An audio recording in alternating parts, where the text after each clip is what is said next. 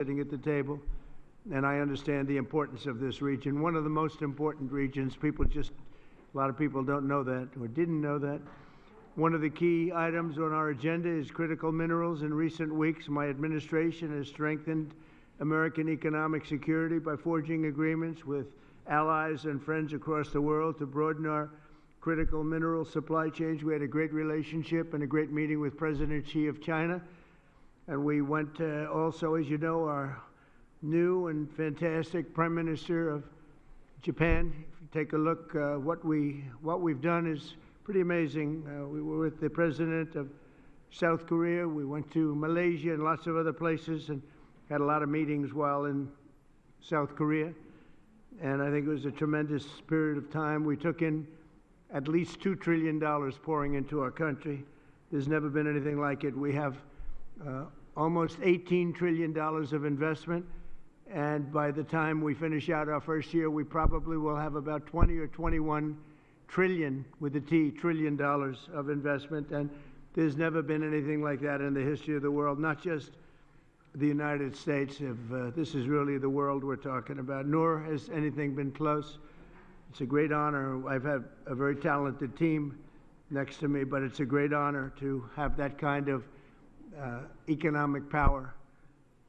This was helped greatly by tariffs. It was helped greatly by November 5th, which was the election, presidential election.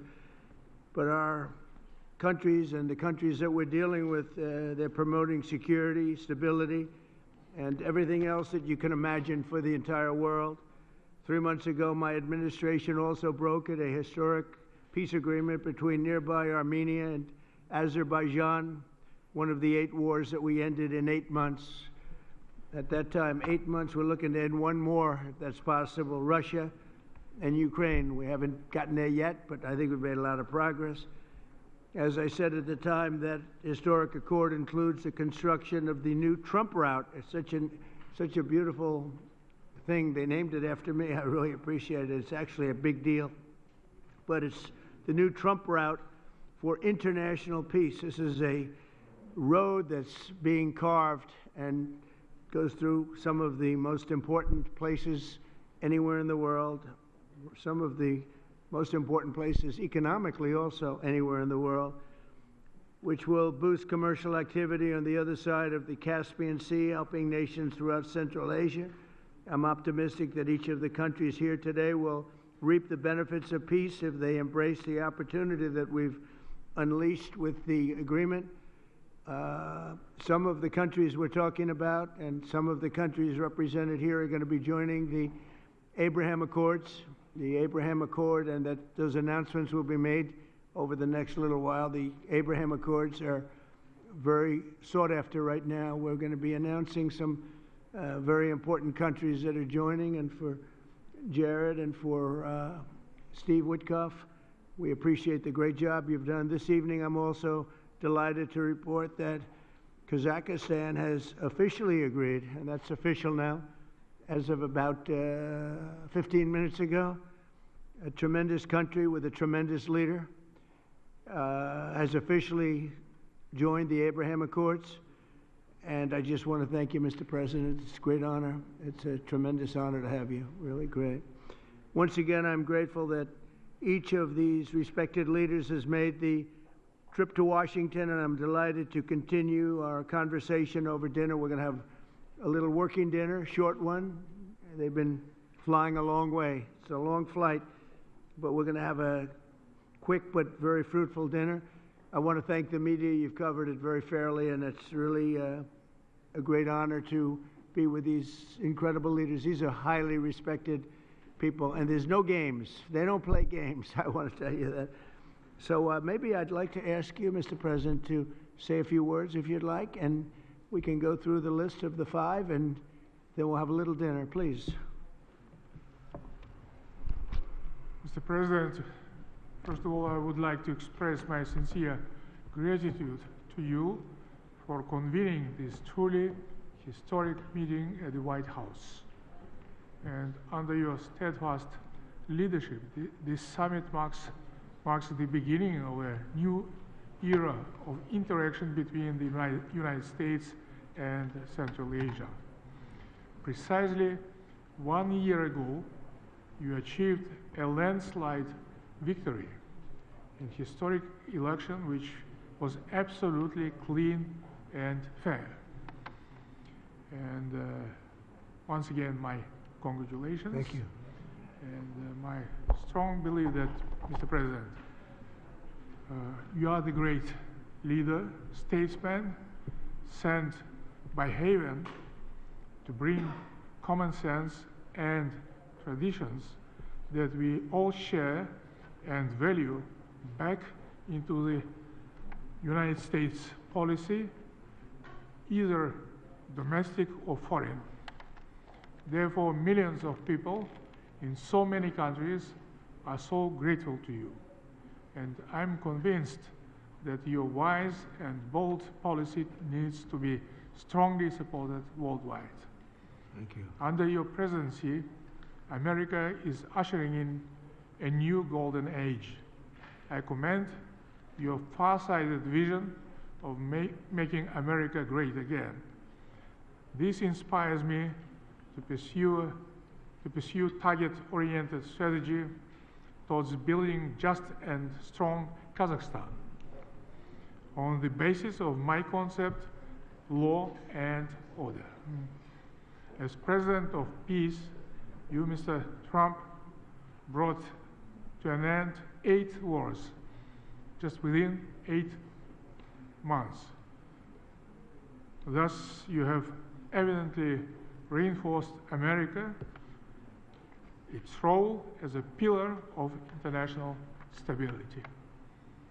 Mr. President, I highly appreciate your unwavering support to advancing Kazakh-American multifaceted cooperation. As early as in your first term in the White House, our relations have been legally fixed as enhanced strategic partnership. The United States is the largest investor with over $100 billion in our economy as its perpetuum mobile. Our trade turnover has doubled in recent years and is approaching $5 billion. We cover almost 25% of America's domestic uranium demand. Kazakhstan has become a home country for 600 American companies. So I think that it's a very good figure, and during my visit alone, our businesses are concluding deals worth over $17 billion, paving the way for even greater B2B partnership. So my political will to seize all those unique opportunities, and this will is firm, is irreversible, and I will keep all important issues under my personal attention. I have no doubts that we have very bright future as it comes to our bilateral cooperation. Thank you, Mr. President. Thank you, Mr. President. Great job, too. Thank you very much. Please.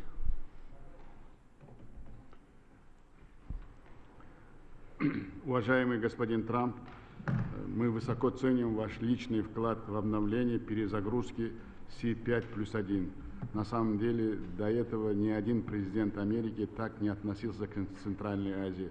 Мы очень, я лично и все мои коллеги очень благодарны. Мы на самом деле почувствовали вот такое внимание с вашей стороны. И это дорогого стоит для нас. И большое вам за это спасибо. На самом деле, я вам уже говорил, и сейчас хочу повторить, что мы в Узбекистане говорят, президент Трамп – это президент мира. И вы очень многое сделали для 8 войн, остановили. И я уверен, что и войну между Украиной и Россией только вы можете остановить. И мы очень на это надеемся. Сегодняшний саммит подтверждает, что Соединенные Штаты Америки рассматривают Центральную Азию как ключевого и надежного партнера. Мы вместе формируем будущее, основанное на доверии, взаимопонимании и стремлении к созиданию. Хотел бы озвучить ряд предложений. Первое, предлагаем учредить действующий на постоянной основе секретариат формата или размещать его на ротационной двухгодичной основе в странах-участниц. Второе, надо создать координационный совет по инвестициям и торговле на уровне министров для обеспечения системного диалога между госучреждениями и компаниями и финансовыми институтами. Считаем актуальным реанимировать идею создания фонда Центральноазиатского инвестиционного партнерства. Договоренность с DFC была достигнута в 2020 году. Третье, готовы активно работать с Соединенными Штатами Америки по реализации крупных транспортно-коммуникационных и энергетических проектов, связывающих Центральную Азию с Южным Кавказом и Европой по маршруту Трамп. И я сегодня вам передал, что мы составили трехгодичный план нашей совместной инвестиционной программы на 34 миллиардов долларов. Это очень крупные, большие проекты, и об этом мы с вами уже и в Нью-Йорке говорили, и сегодня я вам это сказал. Так что у нас очень большая перспектива. Так, я еще раз благодарен вам, и я думаю, что мы очень многое с сегодняшним саммитом привезем с собой, и этот саммит будет историческим. Я уверен, что ваше такое отношение и отношение ко всем нам, это говорит то, что ваше внимание к укреплению Центральной Азии и Соединенных Штатов Америки. C5+1 должен стать эффективным механизмом практического действия. Предлагаем провести следующий саммит в 2026 году в Самарканде, где был положен фундамент этому формату. Убежден, под вашим лидерством, господин президент, наше сотрудничество будет неуклонно развиваться. Я вам предложил провести саммит мира, и мы будем к этому очень серьезно готовы. Благодарю за внимание.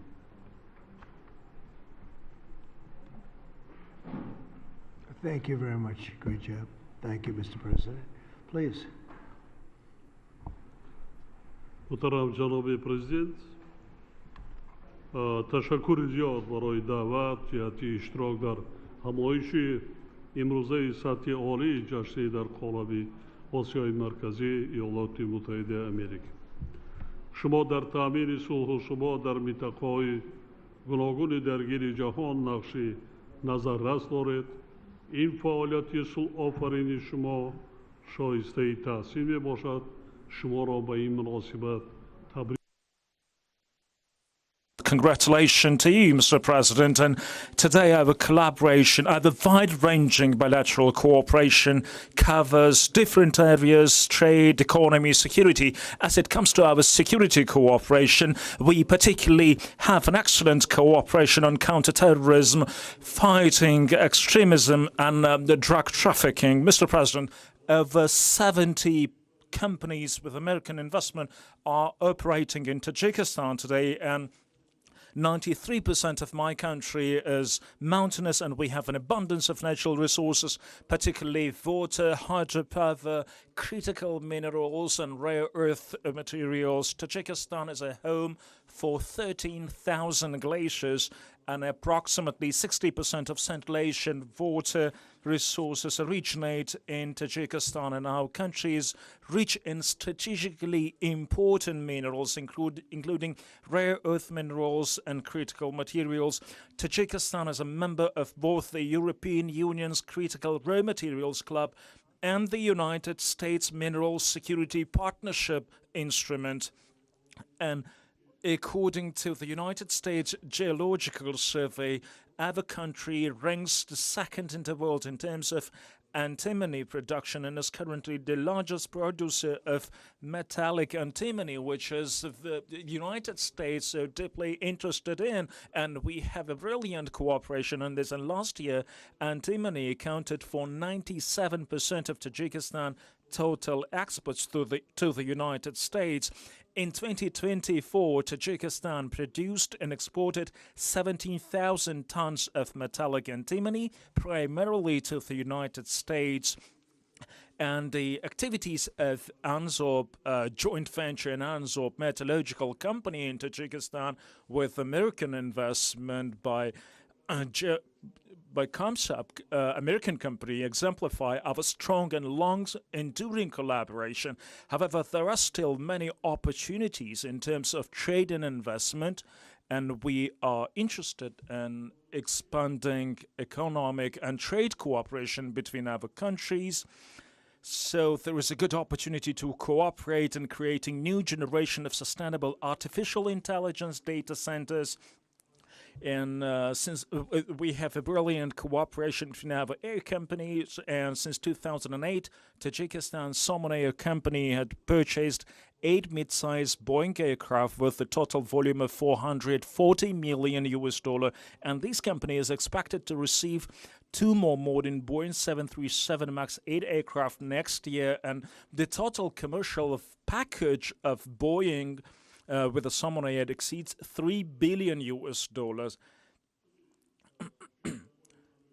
And American companies, so we have excellent cooperation with American companies over the last 20 years, and the American companies, they're particularly interested in antimony and many rare earth minerals, which Tajikistan has abundant resources, and Tajikistan, among the Central Asian countries, has a very rich, boundless potential and resources in critical minerals, and we are very keen to continue closely our cooperation on security items, which we are so concerned for so far, and I wish you every bit of luck and to your endeavors as a president of peace. Please.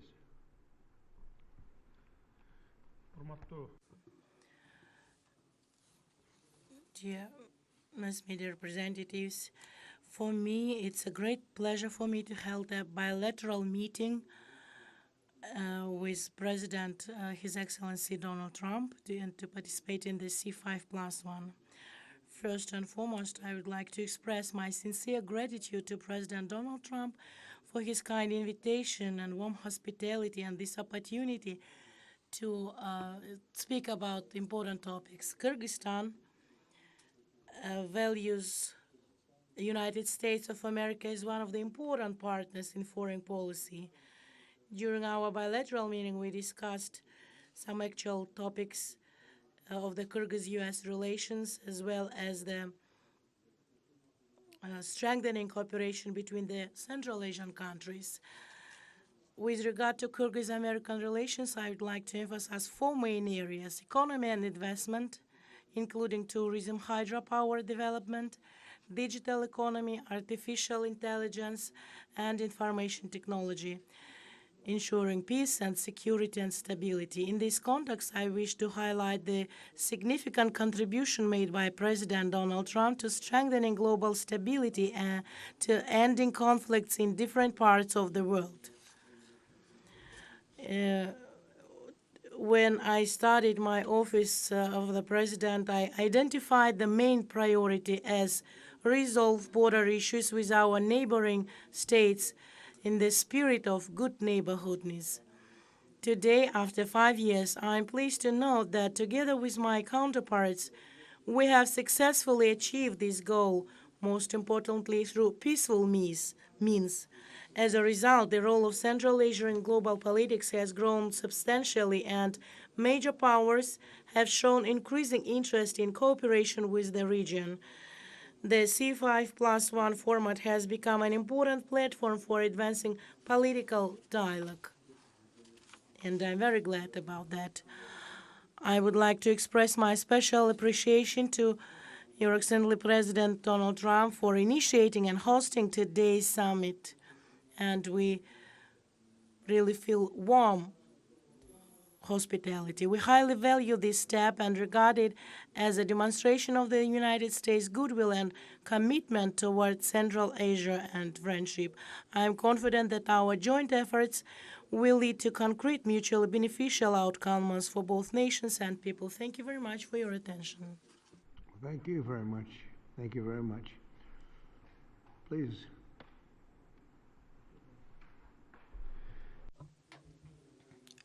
I thank you, Mr. President.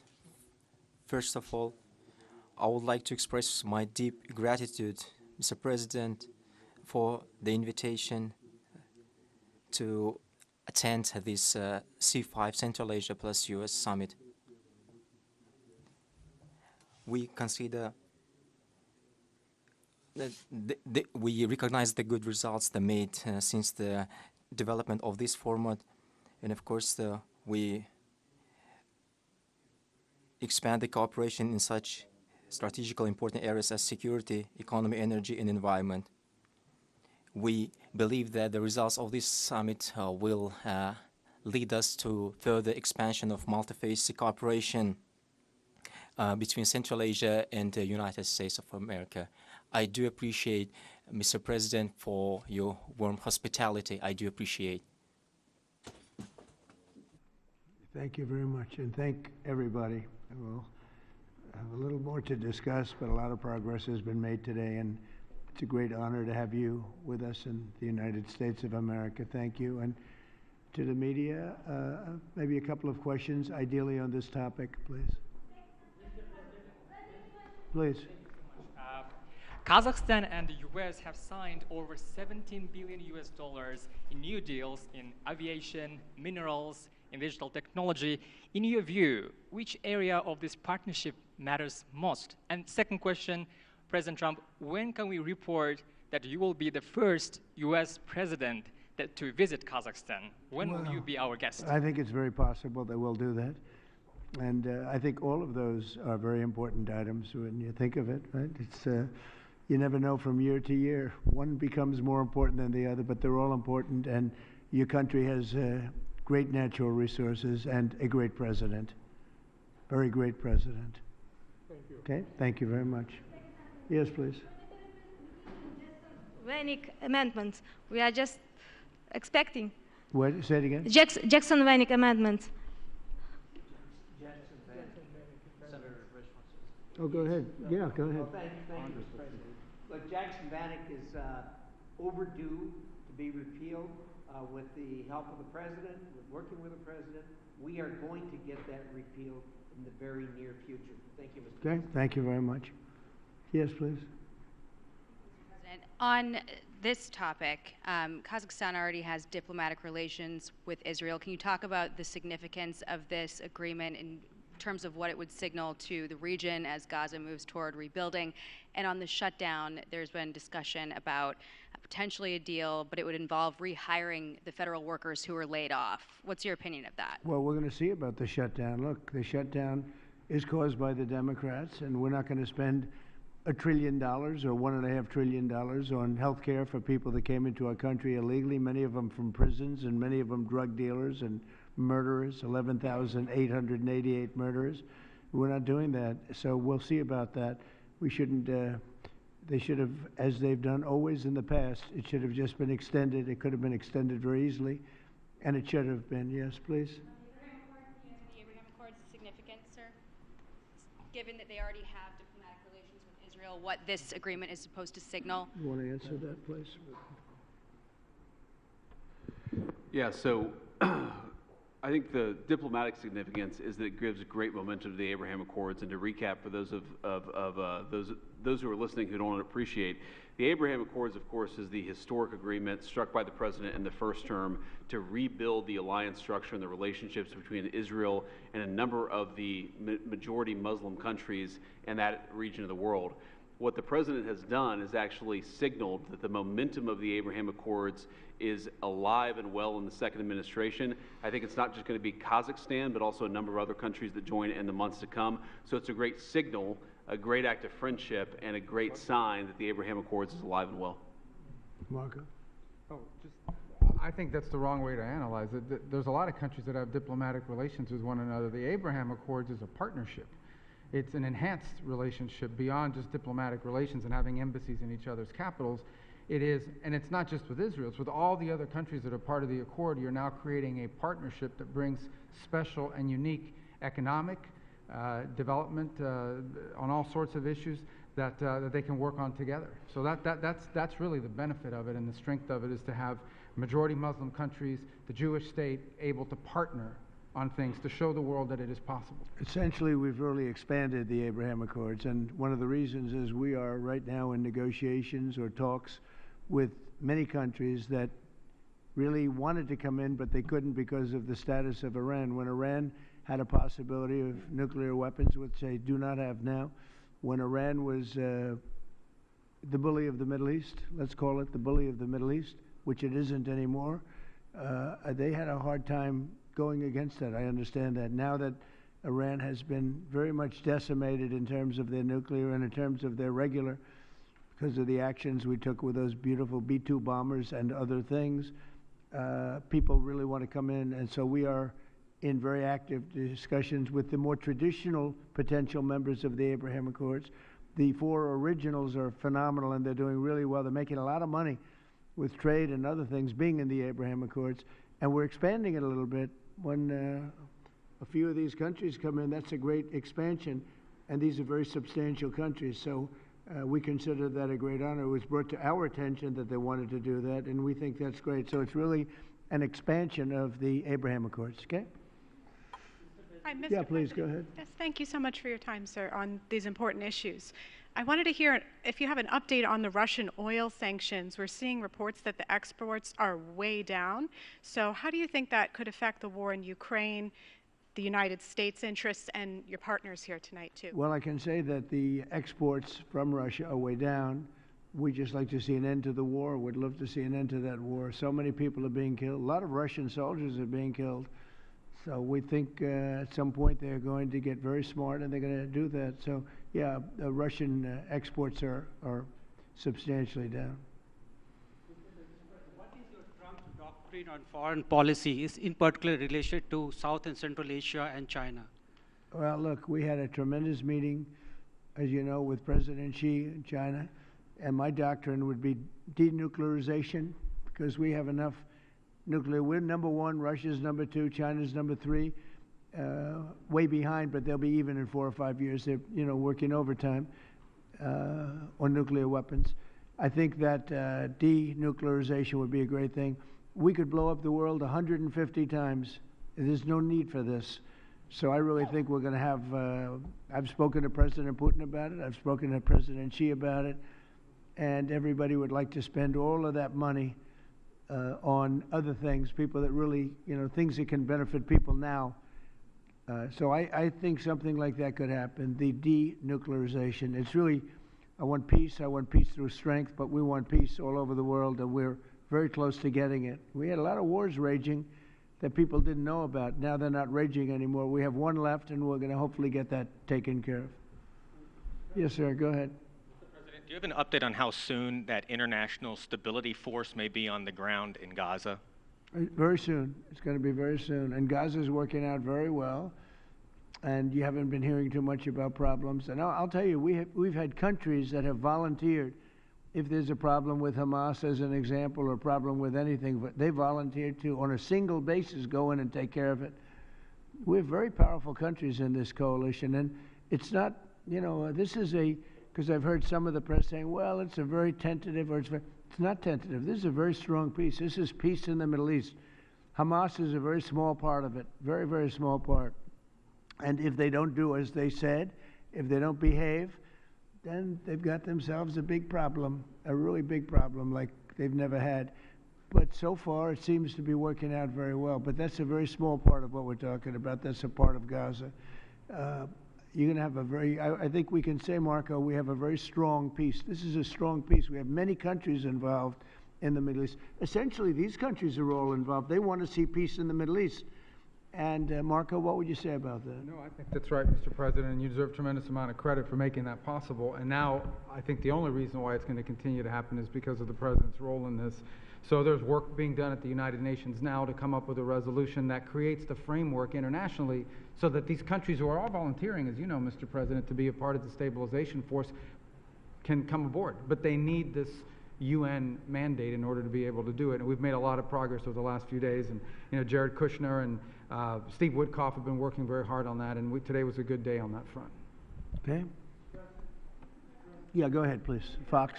Will you discuss the Abraham Accords when you meet with the president of Syria? Well, we're going to meet, and I think he's doing a very good job. It's a tough neighborhood, and he's a tough guy. But I got along with him very well, and a lot of progress has been made with Syria. That's a tough one, but a lot of progress has been made. You know, we took the sanctions off at the request of Turkey, at the request of actually Israel, at the request of a few different countries, and we took the sanctions off to give them a chance.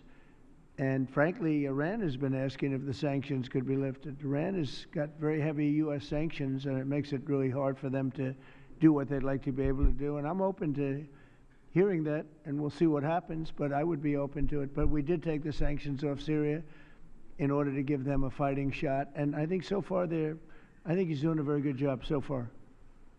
Fox? Thank you, Mr. President. A federal judge said tonight that the administration has to fully fund SNAP. It's the latest in the back and forth, and the Justice Department said they're going to appeal it. What's your message to folks as they work this out in the courts and in Congress as we're heading into Thanksgiving? You want to go with it? Yeah, look, Jackie, it's an absurd ruling because you have a federal judge effectively telling us what we have to do in the midst of a Democrat government shutdown, which what we'd like to do is for the Democrats to open up the government. Of course, then we can fund SNAP, and we can also do a lot of other good things for the American people. But in the midst of a shutdown, we can't have a federal court telling the president how he has to triage the situation. We're trying to keep as much turned on. We're trying to keep as much going as possible. The president and the entire administration are working on that, but we're not going to do it under the orders of a federal judge. We're going to do it according to what we think we have to do to comply with the law, of course, but also to actually make the government work for people in the midst of the Democrat government shutdown. If they would like to end this, we would welcome working with them to end this government shutdown, and then we wouldn't have to triage what we're going to fund and what we're not going to fund. And the last thing that I'll say is the American people are unfortunately about to start suffering some very real consequences because of the shutdown. In the past, when you had a government shutdown, you would have under the Obama administration, they would lean into all of the problems it was going to cause for the American people at the beginning of the shutdown. The president has told us to keep as much going as humanly possible, but after 30 days of this thing, 40 days of this thing, you're going to start seeing very real travel delays. That's because the Democrat government shut down. You're going to start seeing SNAP benefits run out. That's because the Democrat government shut down. They should stop this charade and open up the government. That's what we want them to do. We've been asking them to do it for 40 days. It's time. And you know, one other thing, our country has to remain very liquid because problems, catastrophes, wars, could be anything. We have to remain liquid. We can't give everything away based on a number. Here's an example.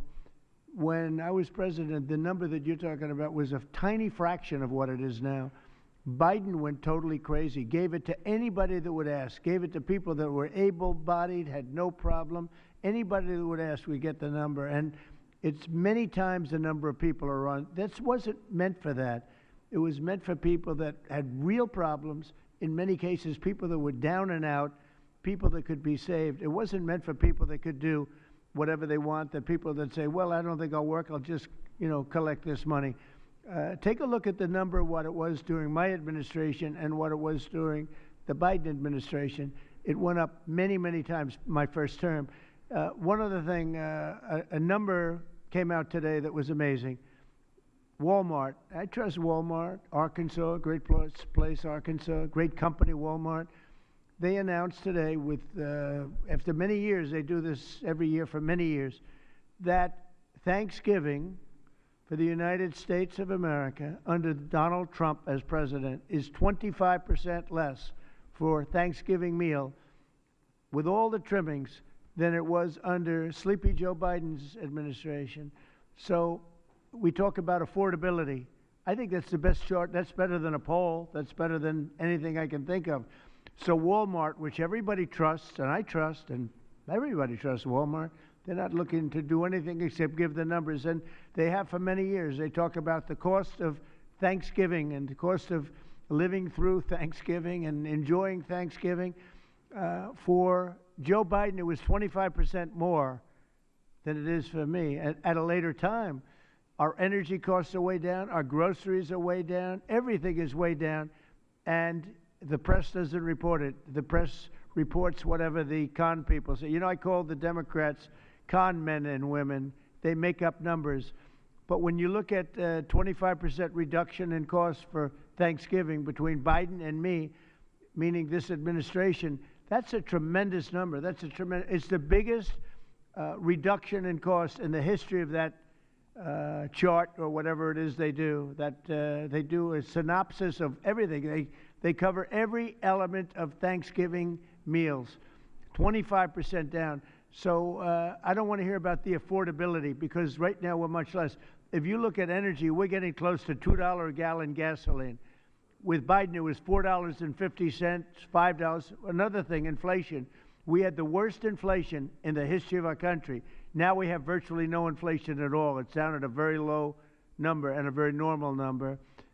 So the affordability is much better with the Republicans. The only problem is the Republicans don't talk about it.